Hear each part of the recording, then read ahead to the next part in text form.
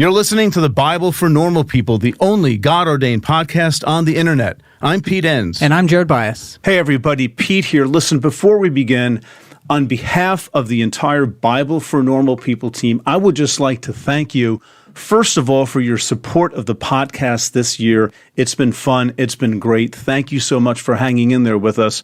We also want to thank you again for your support during the campaign, which we just finished. We raised some funds that are helping us do some of the things that we've been wanting to do here for a number of years. So thank you so much.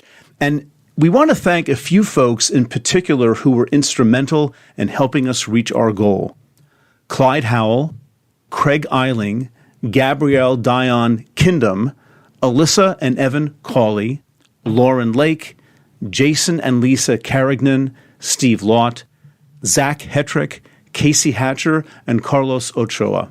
Thank you so much, and thanks to all of you for helping us and for making this a great year. Hey everybody, welcome to this episode of the Bible for Normal People, and I'm here with Jared, as always, except for the solo episodes. Right. No, we're there. We actually stand over each other's shoulder. Yeah, during those. We just don't hear. Yeah. So I have cards of 1 to 10, and every time Pete makes a point, I hold up one. 4, 4.5. Come on, I heckle. And then I throw food at him, so I don't care. So, yeah, so this is a joint episode. As you know, maybe you're new to the podcast, but we have guests on most of the time, but we have other times where it's just Jared or me, and other times when it's both of us doing a joint episode. Not only that, but it is episode. Also the last episode of season 5. Is it really? Yeah, it is. Really? Pete's mind is blown, and now he's slipping into depression. Already? Just so everyone knows, we take a break. Yeah. So there will be no new episodes in January. But you know what? We do that on purpose because I know you have not listened to every episode of this podcast. Or understood it. So just keep listening to it again and again. You can go back. This is rerun season. Yeah. And then we'll be back in February for season 6. Yes. And a lot of fun guests. So. But until we get there. We have a modern bias that assumes historical accuracy is most important. It's almost inevitable that you will read your own context into the Bible. That is something the ancient world would not have shared. They would have looked at historical accuracy and said, okay, that's great, but you're sacrificing relevancy. What is God saying to us now, not just back then? We have a perfectionistic religion where it's all or nothing. If we can't have absolutes, it's worth nothing, which I think is just not how the world works.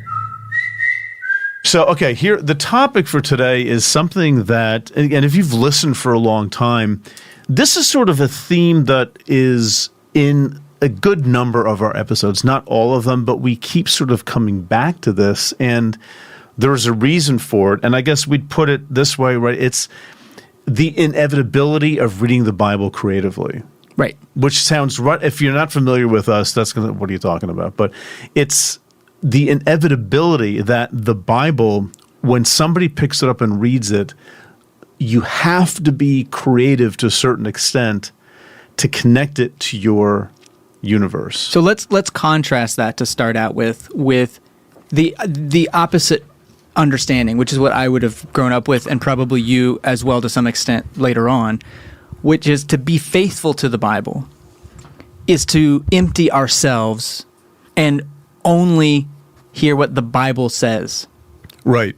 What the Bible says in its original context is what we're always after. So when you go to church on Sunday, you're trying to get your own viewpoint out of the way and hear only what the Bible is trying to say. Right. So maybe let's talk about why that's problematic. Well, I mean, two sides to that. First of all, it's not entirely bad. Right? It's really, really good to try to understand. Which is what makes this complicated. That's just it, right? It's not either or. It's the fact that we want to respect what biblical authors were saying in their moment in time as best as we can. The problem is we're so separated by time and language, so we can't really get there completely, but we want to do the best we can to respect what authors are trying to say, right? I mean, I want to be respected that way when I write something. I don't like people reviewing books of mine and making stuff up. I didn't say that. I didn't mean that, right? So we want to do the best that we can. However, you can't ignore the fact that the people reading the Bible are not omniscient beings who can simply transport themselves back into time, but we are all encultured people, and that makes a difference in how we read the Bible, which is to say, that's where this idea of creativity comes in. We're always trying to bridge the gap between the text, which was written at times that the authors of those texts could not possibly have envisioned people like us or people like in the medieval period or even the early centuries of the Christian faith. It's a different time and place. Well, sometimes people, though, the argument would be, well, not humanly possible, but if God is superintending this writing, then God could have. However, my argument to that is, but that's not what happened. When we look at the Bible, have, but it didn't. When we look at the Bible, it is encultured. Right. So, and what do we mean? Maybe we can talk about what it means to be encultured, because I think that it's kind of an abstract. Yeah, I guess so. I mean, the way you jump in here too, but the way I think about it is that to be encultured means humans can't escape their human location or time and place, and that there are so many factors involved in that. It's simply, I mean, a big one is just when you were born, where you were born, your nationality, your background, maybe an education, but that's not even that important. It's just the air that you breathe by being a person like myself, born in 1961 and not in 1861, and born, in a let's say lower middle class family in New Jersey, or rather than an affluent aristocratic family in southern Canada or something. It truly does make a difference. And there are some examples, if we look at the Bible, of examples of enculturation. There's some that would be not controversial, not heated at all. For instance, units of measurement. Right. So when it says a cubit, okay, but that's a cultural thing. We're not up in arms that it doesn't say miles or meters. Right. It says cubit. Okay, well that's fine. That's an encultural. We know a translation. We know how to sort of translate that. But then when we may be a little more controversial of something like the assumption that women are property in the Old Testament laws. Yeah, at least in parts of them. That's a culture. Right. Yeah. That's an assumption that's sort of in the background because of the social location in which the text was written. And then we get to maybe much more controversial when we get to some of the New Testament things. I'm thinking of, for instance, language around God being the Father. Is that somehow less cultural, right? So sometimes people would say, okay, cubits, that's cultural. And we have to sort of let go of that cultural baggage, and we translate it to our modern times. So even modern translations might not say cubit anymore. It might translate it into meters or feet or something like that. Right. But then when we get into things like God the Father, is that a product of culture, or women should be silent in the church? Right. Is that a product of culture, or is that something that is still... And the problem for me is the Bible is enculturated, and it doesn't tell us when it's being enculturated. Yeah. And that becomes a big problem. And in a way, it isn't thoroughly enculturated, but what does that mean? So just to be clear, this podcast is not about solving that issue, like what's enculturated, what isn't, and how do you know, and what do you do. It's only about the recognition that you can expect to see in reading the Bible a highly enculturated text. And in fact, it's not just things like, again, maybe to get a little controversial, Genesis 1 reflects creation stories, and many would say myths or maybe legends or something of creation.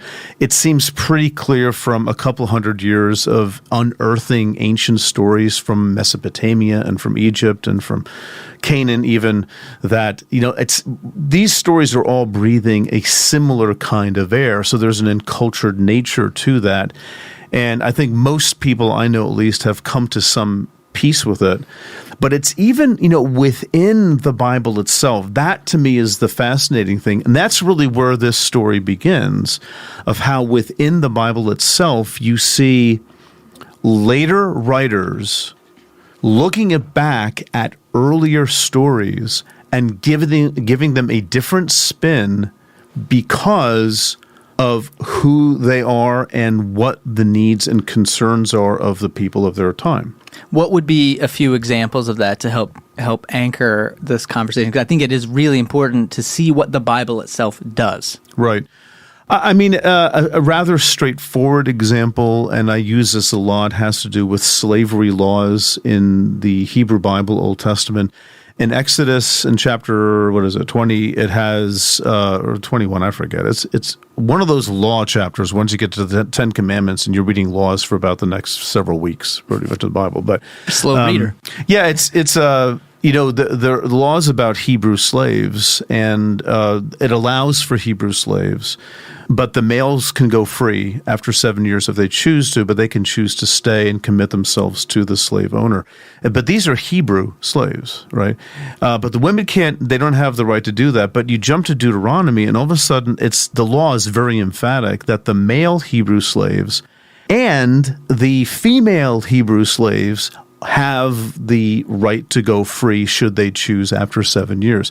There's a huge difference there, and people talk about, well, it's a different socio-religious political context. It's just happening at a different time. And people have called Deuteronomy a little bit more humane, for example, than Exodus, and Exodus is older than Deuteronomy. That's the general argument. And then in Leviticus, you also have a slave law where it says, we don't have Hebrew slaves. We were slaves in Egypt. We don't do that. You can enslave people from other places. That's fine, but you can't have Hebrew slaves at all. So the question is, what does God think about Hebrew slaves? Well, you have three different answers, and they represent different generations engaging this tradition in ways that they make more sense to them about what God is like. I would put it that way. Mm-hmm. And the Hebrew Bible is certainly full of examples of that. I mean, we can go on, and I mean, if you want to, I wrote this book, How the Bible Actually Works. I give a lot of examples there of how the Bible seems to act this way. Mm-hmm. And with those examples, let's bring it back around to what's your main takeaway from that in this context of creative interpretation? That we see biblical writers engaging their tradition, which is oftentimes it's an inscripturated tradition, so to speak, engaging it in ways that say, listen, that doesn't make sense to us, but this makes sense to us here today. And we're going to connect with God this way, which is different. I mean, another way is how, in the book of Ezekiel, for example, this is another example I love to talk about, how the people who are in exile are basically complaining to Ezekiel, saying, it's not fair that we're in exile because we didn't do anything personally as our parents who did it. Why are we suffering for our parents' sins? And Ezekiel says, if I can paraphrase, I was talking to God about this, you're right. The person who sins is the person who should get punished, not the person who happens to have parents who did something wrong. And if your parents were awesome, that doesn't mean you get a free ride, because everyone's responsible for their own fate, so to speak. Well, that's in tension very much with what you find, for example, in the book of Exodus, which says, it's the commandment to not create idols, but if you do that thing, you will be punished for multi-generations if you sin, but you'll be blessed for multi-generations if you don't sin. So there are multi-generational blessings and punishments in Exodus that are then sort of looked at in Ezekiel as saying that doesn't seem right. Mm-hmm. So you're engaging the text, not just sort of doing what it says, but you're trying to envelop that into your own moment in space and time, where what is God saying to us now, not just back then?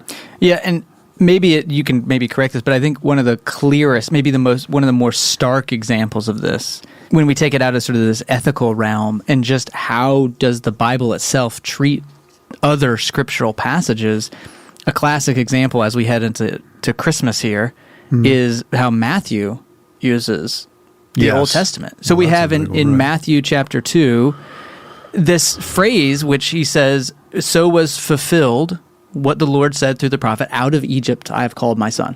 Right. So from when Matthew is writing that, it's in the context of the birth story of Jesus. Jesus goes down to Egypt and then goes back out. And Matthew says the reason the prophet said this and Jesus does this, these go hand in hand. The prophet said it, Jesus fulfills it.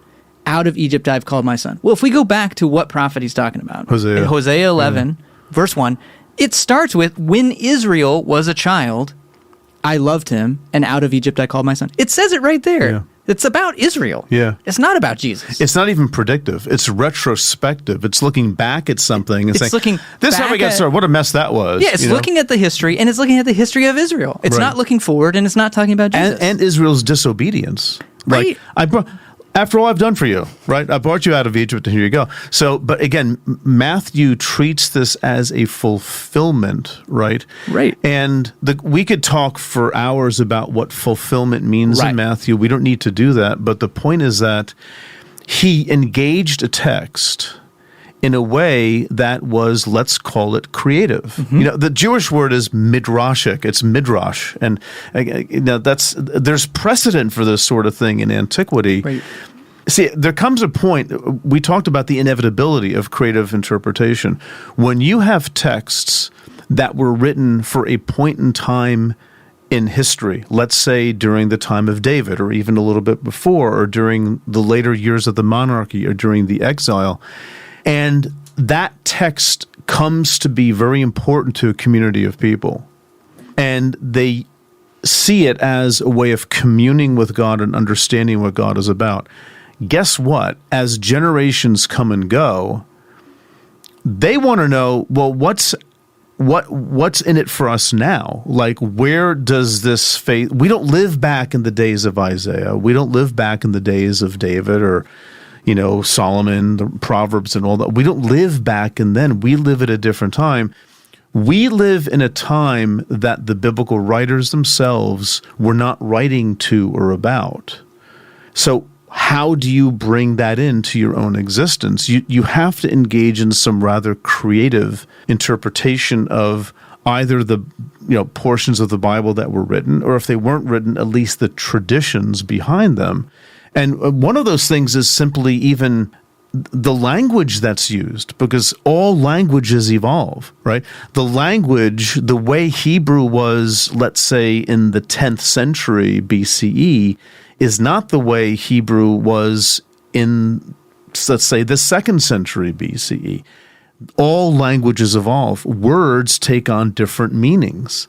And you need to engage this in a way that brings it into your moment. Reading about a battle from the Old Testament, what Christians call the Old Testament, reading about a battle, about what happened back then, it's like, well, so what? Mm-hmm. What does this have to do with us here today? That is always a creative act, because you're bridging horizons, you're bridging over a length of time, and what happened back then is not important. At least it's not of sole importance. It's actually, in many respects, of minor importance to what is God still doing now. The trick is you're using a text that wasn't written to you. Right. That's you're not using a text that's written to you. You're using a text that's written to other people. So how do you? I imagine doing that with Shakespeare or something. How do you? It's funny that you just said that, to your life? Because I thought of if we're in sync here, because I was immediately thinking of The Taming of the Shrew, and then the '90s version, 10 Things I Hate About You. Oh, that's right. Which is like an update of Shakespeare, which is different than, say, the Leonardo DiCaprio version of Romeo and Juliet. Yeah. They're both taking Shakespeare and bringing them into the modern framework. Okay, so we have these two sort of like stories. One is The Taming of the Shrew. One is 10 Things I What About You? 10 Things I Hate About You. Who was in it? Was that Kate Hudson? No, it was, now you gotta ask me that, but it was Heath Ledger. Oh, okay. Yeah. I think I saw it.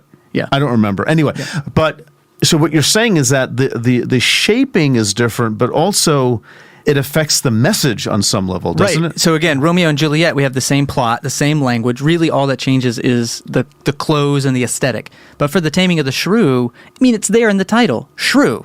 Like, that is not a very woman empowerment kind of thing. Right. And it's really about Petruchio. I don't know how you say his name. Petruchio. I never say Shakespearean stuff. No, totally different story.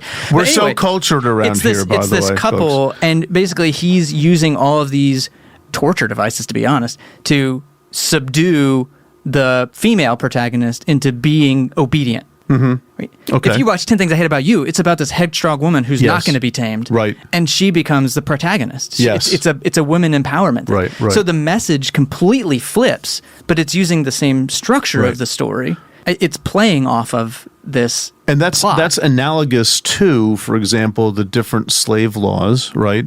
Or, another example we've talked about on this podcast because it's so huge and so obvious is how 1st and 2nd Chronicles significantly retells the history of David, of Solomon, and of all the kings afterwards. It's that in and of itself is just a beautiful thing to study, to see this.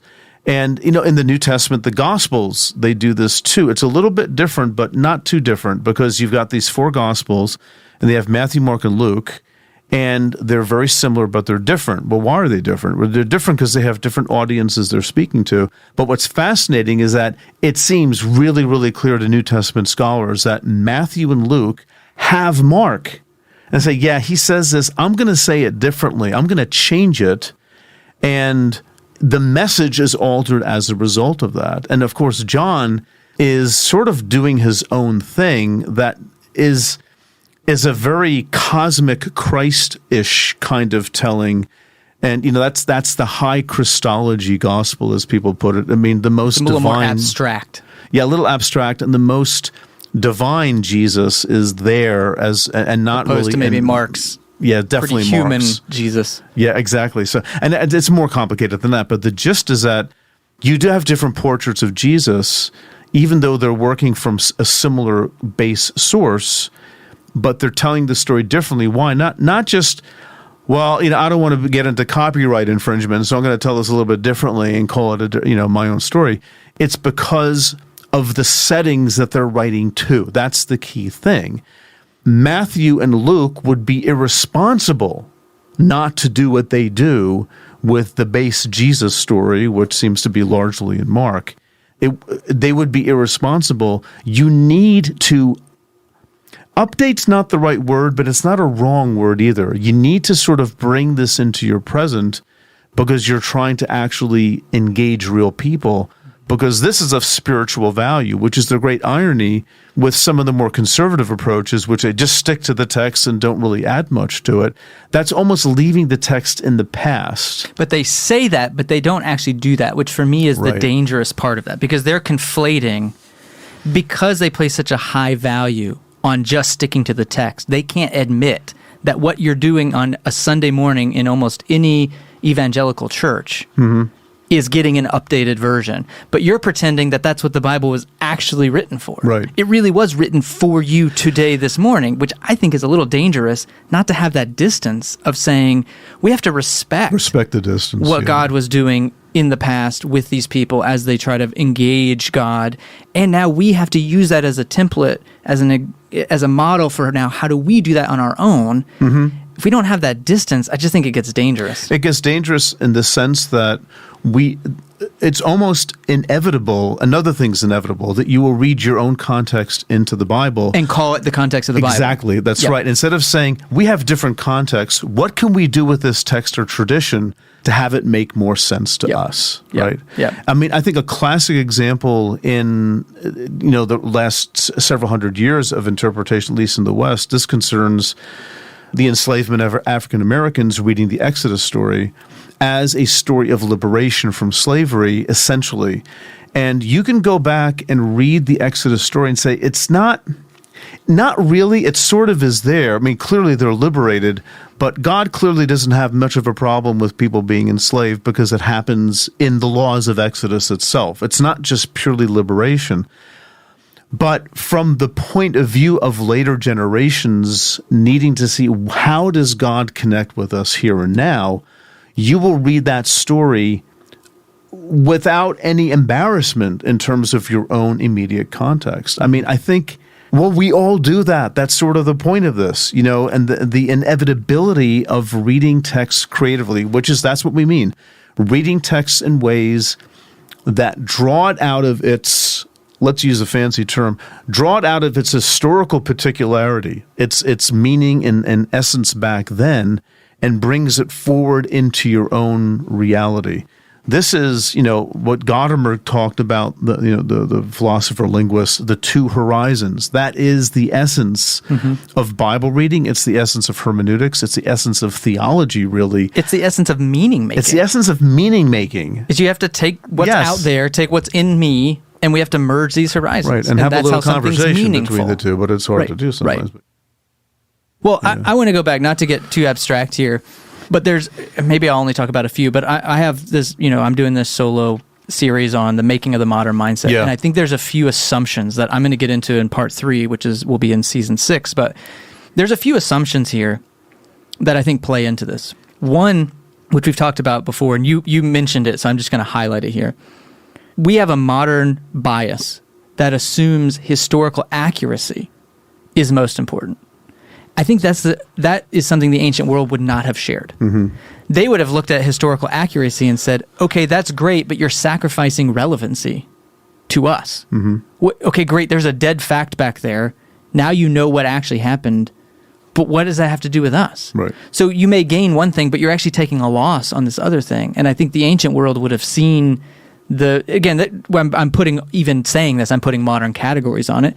But Which we can't help. Yeah, right. But I think there's an assumption. We're privileging historical accuracy by even asking these questions or having this be a dilemma. And I think it's important to recognize. Mm-hmm. So when when we're uneasy about creative, quote, interpretations, one assumption is because that's less than.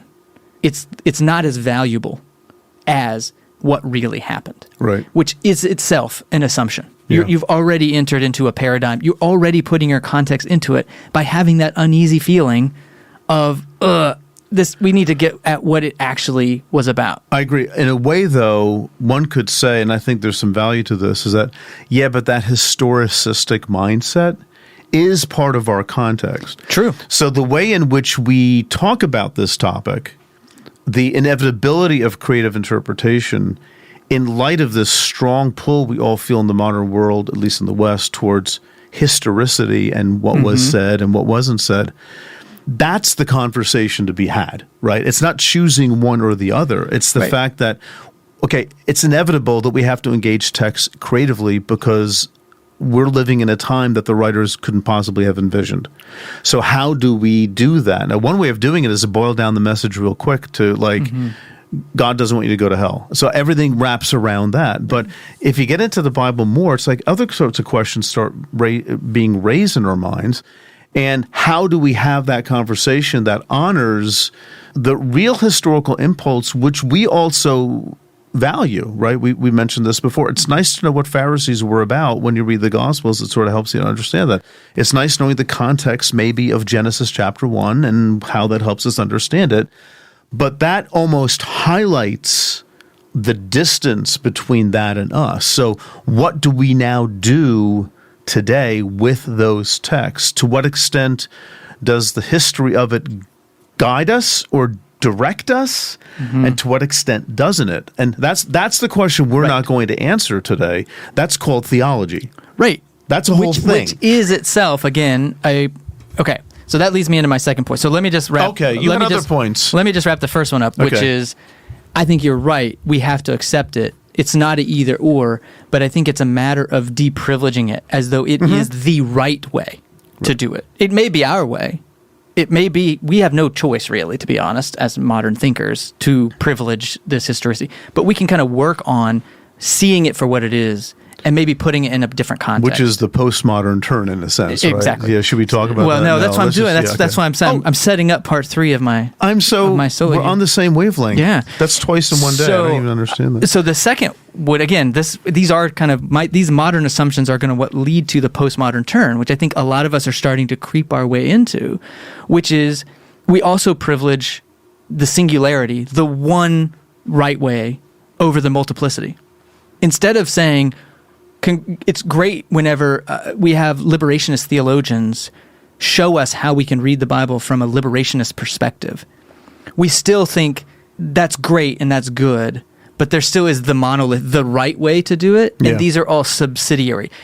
All theology has an adjective. So it's great that we have liberationist theology, but we always have to have this anchor point called theology. The constraint or something. Yeah, and we call that theology. Mm-hmm.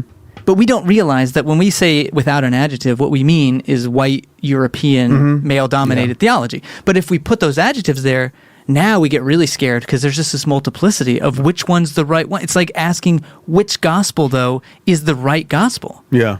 Well, we have the multiplicity in there. How about we learn how to value multiplicity instead of always trying to subsume it into this one right thing? Well, that's a whole mind trip right there. I mean, because it's so different from what we're used to doing. And I agree with that. It's learning from the Bible what it means to engage this tradition and this text. And the privileging of the historical way of reading, value has come from that. And I would never say there isn't a lot of value, but the question again is, so this is why people get scared. Yeah, I mean, and understandably so, because you don't have the constraints, right? We want some sort of constraint, and I think it's a matter of maybe learning a different set of constraints or something. And again, our purpose here is not to say, here's what the constraints are. Now you know everything's going on. It's more like this discussion that we're having here is an inevitable hermeneutical and theological discussion that, and I'm going to riff on Tripp Fuller here a little bit, in discussing it, we're doing theology. That's right. It isn't like we have to solve it and then we can do theology. We're doing it by talking like this. Now, not everybody has to talk like this, but we do, and a lot of you listening have to talk like this too because you're living in the middle of it. So I find that fascinating, and how the biblical tradition is, we see that happening within the pages of the Bible. And it's like, once you see it, it's like, why wasn't I taught this? It's like, it's all over the place. And then you throw Judaism, sort of Second Temple Judaism, in the middle of that, where Jews had to find ways to connect with an ancient tradition which assumed you're in the land. And you've got a temple, right? Mm-hmm. Kings. You basically have a monarchy and a land that's your own, and here's how you act, this is what you do. So what do you do when you're in exile and you don't have a temple to sacrifice to? What do you do? Well, there's a whole way of interpreting sacrificial texts that were not engaging in sacrifice, but it was a different kind of sacrifice, like more of a personal sacrifice, and you have different things like almsgiving and prayer, which become, not that it wasn't there before, but it becomes kind of a way of spiritual sacrifice. Exactly right. It becomes a way of communing with God, taking the place of the temple. And that's why the devastation of the temple was a devastation. Which I think a lot of Christians would do that now. Right. It's a spiritualization of what in the Old Testament was very concrete practices. Yeah. Like actually sacrificing animals at the temple. Yeah. And James Kugel he was on our podcast a couple of times, so just to give due credit, but he talks about the three omnis. God is omniscient, omnipresent, and omnipotent. Did I get them all right? Yeah, the three omnis, he calls them. And those are terms that come to Judaism as a result of gauging the different context of Greco-Romanism. Right. So the Bible doesn't really, even omnipotent, it doesn't talk the same way as you find later in Judaism. But these are adjustments and changes in the theology because the God of old has to have a connection to the people of the present. Maybe that's sort of a way of summarizing this whole discussion. It is absolutely inevitable. Yeah. And there's developments within culture that then get read, scripture passages get read in light of. For instance, I'm thinking of, when you're talking about Second Temple Judaism in that time period, thoughts of the afterlife begin to develop more fully. This idea of a hell and a heaven that's separated by your behavior. Good people go here, bad people go there. That we don't find in the Hebrew Bible, really. Now, we find it now because we read back into it after these developments. Sure. But again, this idea that we can just not be influenced by the culture, that's often the weapon that gets lobbed against people who don't read the Bible in a particular way. You're just compromising with the culture. No, we just are encultured beings, and there's really no way around it. And it's a little scary that you don't see that you're doing the same thing. Right. And it's also scary that you don't see how the biblical writers are doing the same thing. Exactly. Culture is not the enemy. Culture is a fact. Yes. Right. And the question is, what do we do? Well, aren't there places where the Bible challenges culture? Yeah, of course there are. But you see, that's the conversation. It's not either or. And every culture is not a monolith. Right. So when you say, doesn't culture critique culture? Yeah, you're not saying anything that important. That's just what we mean by culture. Yeah. Exactly. There are subcultures within that, and we have these different voices all within a certain culture. Like Second Temple Judaism is a diverse set of concerns and categories. We've talked about the core testimony and the counter testimony of this theology that says if you do good things happen to you. Yes. If you do bad things happen to you. That's not like saying everybody in the culture believed that. It's saying that was a dominant theme, and sure, there was minority voices that were critiquing it and challenging it. Just like every culture has. Yeah. And that's, again, part of the biblical witness, so to speak. So, Yeah. I just, part of me is like, why are we even doing this podcast? It seems pretty.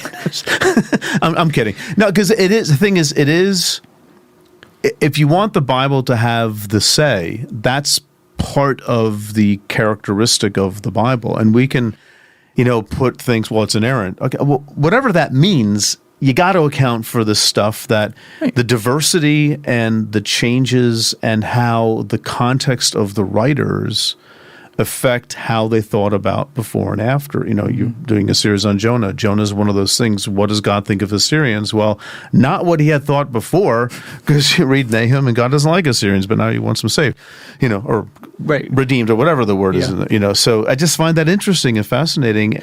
And the thing is that, Jared, you brought up before, preaching today, sermons today, or any Bible reader today. And it can, there is a precedent for that in the church. It's not just the New Testament, which gets really creative with things like the centrality of land in the Hebrew Bible, which is still there in Second Temple Judaism. But New Testament's like, yeah, whatever. It's not that big of a deal. The temple is always important, but seeing Jesus as in encapsulating what God's presence means, and then Paul taking that to be, it's the church actually that's the temple of God. These are, I'm going to tell you, these are shifts in thinking, right, that are dependent on the context of these writers, which is namely their faith in Christ. It comes from that, right? Mm-hmm. And you can't say, well, it was always there in the Bible. It wasn't there in the Bible. Mm-hmm. It's a change. Mm-hmm. It's a shift. Well, I think you can correct me, but I think the two biggest shifts that we see in the New Testament that causes them to interpret the Bible creatively, meaning the whole Old Testament and the Hebrew Bible, is this internal work of faith in Christ, and then this external fact that they are now they're sort of cosmopolitan. Yes. They are amongst Gentiles regularly now. Mm-hmm. And so these two things are coming together to really challenge the New Testament writers on what the heck do we do with both of these realities. Right. We are now confronted all the time with Gentile. We're in a Gentile world. We don't get to sort of separate ourselves out. And we have this Christ event that happened. Right. And we have faith in that. And now we have to make sense of all this other stuff. And the Christ event is about becoming undead, and that sort of is a universal theme, right? So it's things like that, and how you can't be parochial anymore. What does that mean? Parochial? Yeah, I don't think a lot of people are going to know what that means. Catholic kids to go to parochial school. Exactly. No, you can't be. You can't live in a bubble, right? That's what it means. And that is a different kind of concern, for example, than the ancient Israelites might have had when they looked at their relationship with the nations that are out there someplace, but now they're all mixed together. And they have been since before the time of Jesus, 200-300 years before at least. They've been around and living and sort of happy. And actually it started with the exile, because not all Jews came back from the Babylonian exile in the 6th century. A lot of them stayed. And it became sort of the nerve center of Judaism for 1,000 years. That's where the Talmud came from. So it's like you have the slow internationalizing, so to speak, of this Israelite faith, which is very much landlocked, and it starts exploding. But again, it's the different contexts that get people, it's not just reading the Bible differently, it's thinking about God differently. And within the Bible, that's already happening. Mm-hmm. And for the church, we go back to, the ancient creeds, for example, of the church, the 5th and 4th centuries, basically, and there are more than that. But how they were not just giving the Bible straight. They weren't just summarizing the Bible. Mm-hmm. It was in the context of somewhat political and also theological debates about basically Trinity and Christology and what do we do with them. And to iron that stuff out, although I'm not sure how much any of it was actually ironed out, but they use philosophical language of the time. Yeah, God of very God, begotten, not made. Yeah. That's language. Being of one substance with the Father, which is, that word substance is a philosophically loaded term, right? And it's like... Because, just to be clear, the language that they were using, the Greek, had a whole history philosophically. Exactly. So it was a very encultured, these are encultured statements, but aren't they like the thing that sets the church going? I wouldn't say it sets the church going. I think it summarizes debates at the time, and they have abiding value, but a lot of stuff also has abiding value. I'm not against creeds is what I'm saying. It's just they're limited in scope, and they may need to be brought into a different time and place as well. Well, they tend to be crystallized and promoted at times of great shifts or crisis. Like we think about how the Old Testament was written. It's not like it's this ongoing thing. It's that these, I think in science you call it punctuated equilibrium. It's like these moments of crisis. Then we write everything down and we try to, what are the debates? And we have arguments. Then we move 500 years and we have another one. And we see this where, within Christendom, Constantine is we're spreading, it's this explosion of Christianity, all these different perspectives. So of course we're going to have this climactic moment of trying to figure out what we're talking about. And the reason I mention that is because we have the same thing happen in the Protestant Reformation. There's a reason why when we look at church history, we're like, ancient creeds, a lot happened, hundreds of years, blah, blah, blah. Protestant Reformation, it's like, this is where the plethora of all this stuff is coming out because there's these big shifts happening. And if you look at the debates and the arguments that the Reformation, the Reformers have, look at Calvin, Luther, these guys, what they're talking about, what seems to be super important to them is not the same thing that was super important in the 4th century.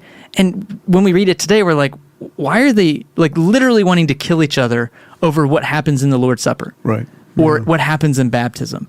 These were really important back then. Long-standing religious disagreements and wars and things like that, right? So there's a context for that too. But there's a context, and I think the key too is sometimes those are, I want to say emergency context. But they're crisis moments. Crisis moments. They're perceived crisis moments. And that itself is a context. We have to be aware that that's when these things are happening. Well, and to bring this to today, for example, my experience, and I'm sure yours as well, is I've known a lot of Christians in my life who, for example, have been, let's say, vanilla sort of evangelical, but then gravitated to the Reformed tradition, right? Yeah. Mm-hmm. Because it's like it gives an anchor and it becomes an absolute. But it's highly contextual. Yep. Doesn't mean you can't learn from it and value it, but this is not the crowning achievement of the history of the church. Mm-hmm. Or some, how many people have we known sort of disaffected evangelicals and Calvinists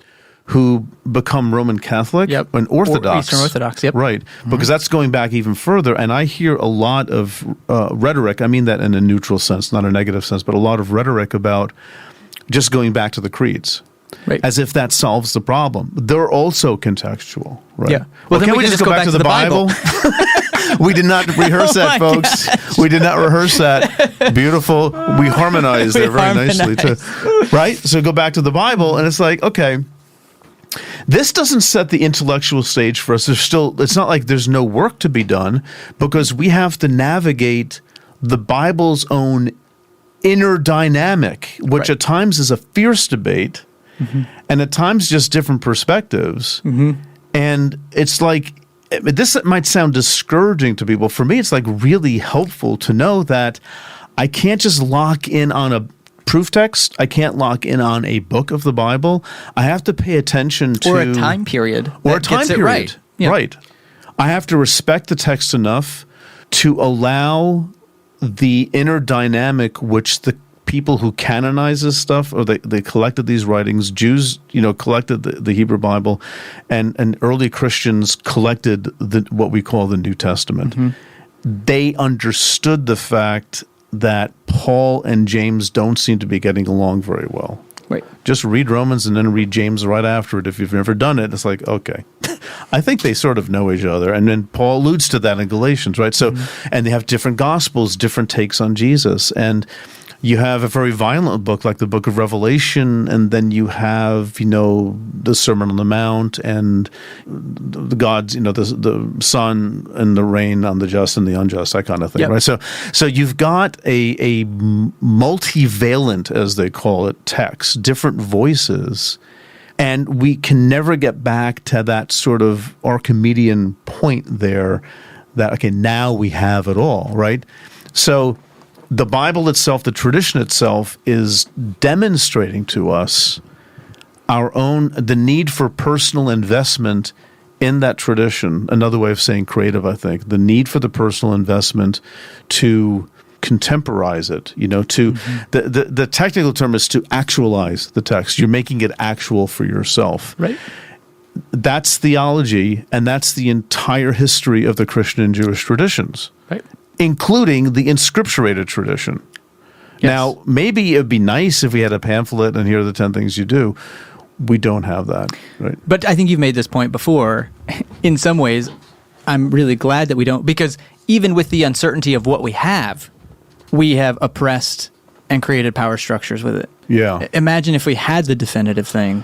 I just don't think we would handle it well. Right. Although, with the fact that things can be interpreted different ways, the people in power do that. Mm-hmm. Right. So that raises the question, which we can't get into here. I mean, we're really towards the end of our time here. Right. But, how do you judge? This is a legitimate question. Sure. How do you judge what's a good use and a bad use? And my answer is that's a very, very good question. People usually figure that out pretty quickly, right? We don't champion interpretations that advocate killing other human beings. At least I think we shouldn't. Most Christians would probably agree. But what TV preachers do, right? The way they interpret Psalms or Proverbs or certain things Jesus says, and it's about making themselves very rich people, right? So I think we have an instinct that says that's wrong, but it's hard to make up rules for how you go beyond. That's what we as a Christianity, I've come to realize we have a perfectionistic religion where it's all or nothing. If we can't have absolutes, it's worth nothing, which I think is just not how the world works. I raised my kids that way. We live in a world of probabilities and statistics, which is a world of wisdom. Yeah. So I think we could list what really bad interpretations are that probably most of us would agree on, and we could list what really good interpretations are that most people would agree on. The challenge is there's about 80% in there that we got to figure out. Right. And we have to figure that out for ourselves. We have to figure that out in our communities, in the broader church, and we are doing that. We're wrestling through that every day. That is podcasts and blogs and conversation around the coffee table and the dinner table, and that is the theologizing for our time. And what we're trying to figure out when we're having those conversations is my interpretation a good one or a bad one? Is yours a good one or a bad one? And not just good and bad, but this whole spectrum of in between. Right. And that's a hard lesson, I think, for a lot of us who were raised differently, including ourselves, to think through. But what you just described to me, that's the life of faith. Yes. It's not what you have to do in order to have faith. That is the life of faith. Right. And, maybe we should let the Bible and the tradition teach us that and listen and pay careful attention. Excellent. All right. We are at the end of our time, so have a Merry Christmas. We'll see you in February. See ya. You just made it through another entire episode of the Bible for Normal People. Well done to you, and well done to everyone who supports us by rating the podcast, leaving us a review, or telling others about our show. We are especially grateful for our producers group who support us over on Patreon. They are the reason we are able to keep bringing podcasts and other content to you. So a big thanks to Andre Morgan III, Chris Abbott, Dustin Bauckham, Hite Baker, Joan Goodman, Kelly Nestlin, Marlon Wall, Matt Sutton, Tracy Roberts, and Sam and Nicole Galambos. If you would like to help support the podcast, head over to patreon.com/The Bible for Normal People, where for as little as $3 a month, you can receive bonus material, be part of an online community, get course discounts, and much more. We couldn't do what we do without your support. Our show is produced by Stephanie Spate, audio engineer Dave Gerhardt, creative director Tessa Stoltz, and web developer Nick Striegel. For Pete, Jared, and the entire Bible for Normal People team, thanks for listening.